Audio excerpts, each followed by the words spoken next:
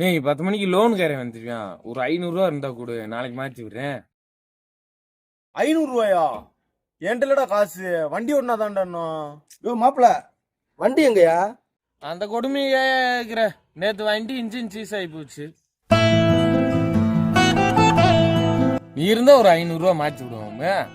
யோ நீ வேற சும்மாரியா? இப்பதான் வீட்டுல இருந்து வரும்போது உங்க அக்கா வாங்கிக்கிட்டா சந்தா கட்டணும்னு. சின்ன வேற எங்கிட்டான் பாக்குறேன். சரி பாரு மாப்பிள. என்ன மாப்பிள்ள இன்ஜின் வேலைட்டு போறியான்? ஏயா நீ என்ன வண்டி ஓட்டுனியா? வண்டிக்கு ஆயிலும் செக்அப் பண்றதில்ல, ஆயில் சர்வீஸும் பண்றதில்ல. இப்படி வச்சிருந்தா வண்டி இன்ஜின் சீஸ் ஆகாம என்ன ஆகும்? 6 மணி ஆனா சரக்கை வாங்கிக்கிட்டு கறியை வாங்கிக்கிட்டு சொனையா திங்க தெரியுதுல்ல. அப்ப அதே மாதிரி வண்டிக்கு என்ன தேவை அதை பார்க்கணும்ல.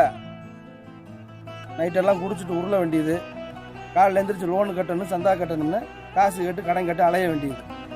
இந்த ஆட்டோ வச்சு எப்படி எப்படி பொழைச்சிக்கிட்டு இருக்காங்க எல்லாம்.